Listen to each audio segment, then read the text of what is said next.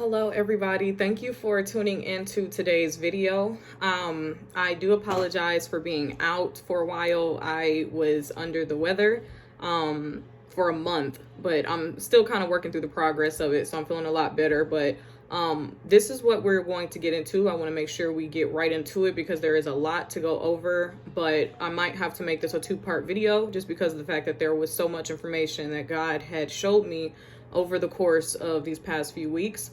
So let's get into it. So November the 13th, which is when, God had given me the encounter. It was the night before. I was basically in prayer, not about anything in particularly. I was just in prayer, and I felt the Holy Spirit come over me. So I had a feeling that I was going to end up getting an encounter. And so when I went to bed, the first encounter that I have is I am with a bunch of people, and we are all in a building, like an office building. And so I'm gathering everybody.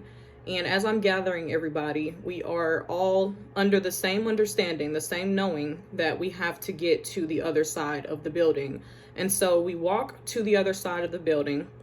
Now, this door that we entered, it was a two-door, but it was a black door. The door was pretty much completely dark, and it scared everybody that saw it. Me, I was not scared. I knew that we had to get through this door to get to the other side. And so as we began to open up the doors, we made a line of two people, and Jesus was standing at the door of this black voided place. He was standing at the door.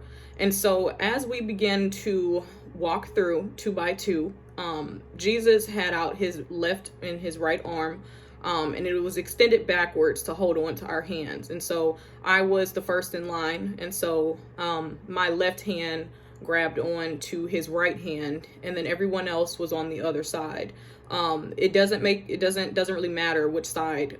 I don't really think that had a significance, but either or, we were grabbing onto his hand. And so as we begin to walk, there was so many people. There were hundreds of people that were in this building that were going over to the other side. And so obviously there was a line of people. So everybody had to grab on, hand by hand and start to walk through this door. And once you get inside of the room, this place is void of anything. Everything was black. Like everything was, we were standing on a cloud. And this cloud was a gray cloud. So as we're walking, the cloud was so thick that you could walk on the cloud. And so as we begin to walk through to the other side, I was completely fine. I was confident because Jesus was with us. As we begin to walk through deeper and deeper, I realized that I started to hear people screaming. I started to hear people in agony. Like there was so much that was going on. But again, I wasn't scared because we were still holding on to Jesus's hand. And as I began to look around, I could see that beneath that thick layer of cloud, was actually people that were underneath it. And there were hundreds of thousands of people that were under the cloud. And I noticed that people began to make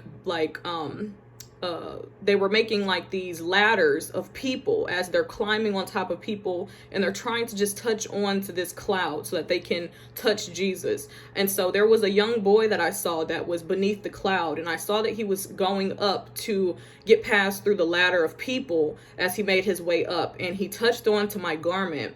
And when he touched on, I had looked down at him, and I'm thinking to myself, like, I had so much compassion. I'm like, he's a young boy. He doesn't deserve to be down here. And so I grabbed his hand, and when I did, I was able to feel the overwhelming burden that he had, his fear that he had, literally everything that he had ever done. I knew it within that moment. And so I let go of his hand. I'm like, I can't go down with you. And so I let his hand go.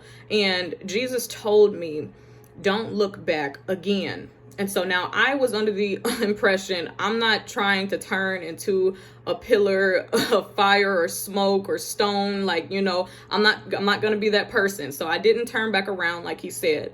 And as I began to walk, on the other side of the walkway was another door. And so we walk up to the second door. There is a double white door, and this door had sunlight beaming from it. You could literally just tell that there was sunlight that was just submerged with this door. And as the doors opened, there were two angels that were standing by the door and that were guarding it. And so Jesus walked on first. He let our hands go. I ended up walking over next. And so 2 by 2 people were starting to be onboarded onto now this new building.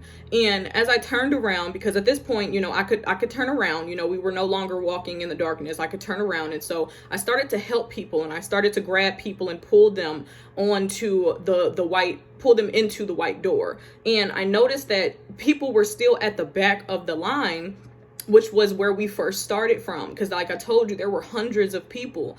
And I began to see that people were still holding on, but they got so terrified with being in the darkness that they let go. And you could see that they were instantly just sucked and pulled into the darkness. They were pulled into the cloud of darkness. And so I woke up from this encounter, and although it was very enlightening in so many ways, it was also still very terrifying. And I could remember feeling like, oh my goodness, like you guys were so close. You were so close. You almost made it, but you didn't make it.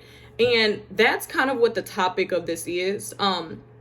God told me, he said, you're headed to another level. Where you're going, God is there. He told me that people will look the part, but you carry the light from within. And so that speaks a lot of volume, because I heard this repeated 3 times. I ended up having a second encounter, which is where that's what I heard spoken to me after I had woken up from that first one. And so again and again and again, it was repeated to me that you were headed to another level, and where you were going, God is there. They will look the part, but you carry the light from within. And so we're just going to start to dissect the message. The first part that we can kind of go into, biblically speaking, this reference for the dream that the first dream that I just had, that reference to Psalms 23 verse 4, which says, yea, though I walk through the valley of the shadow of death, I will fear no evil, for thou art with me. Thy rod, thy staff, thy comfort me.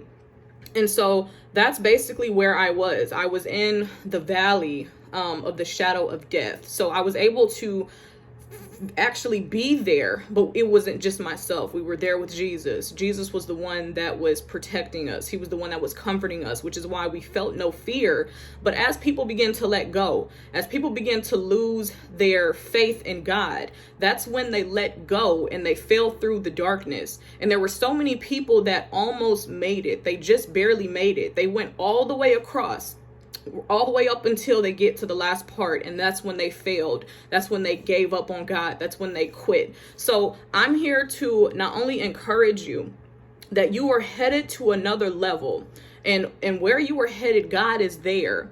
But I'm also going to give you another message as well. But let me go ahead and get into some of the other scriptures here as we talk about faith. And so Hebrews 11 verse 6 says, but without faith, it is impossible to walk with God and please him. For whoever comes near to God must necessarily believe that God exists and that he rewards those who earnestly and diligently seek him. And so again, people claim to be believers. They claim to believe that God can perform miracles. He can do so many wonders and so many things. He can bless other people and heal other people. But when it comes to you personally, it's hard for you to believe that for yourself.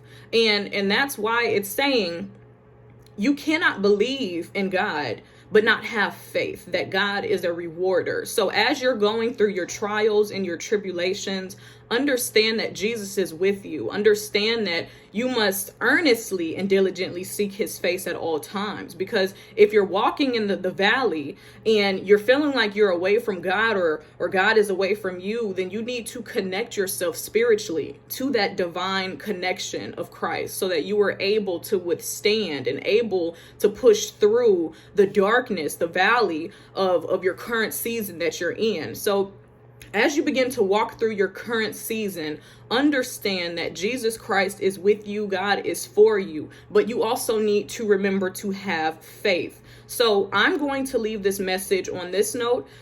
We do have another one that I'm going to end up doing because, like I said, there was so much to go over, but I'm just going to keep this one short so that I can just get into the next video for you all. Thank you all for watching this video. Be sure to go ahead and watch the follow-up video of this as well.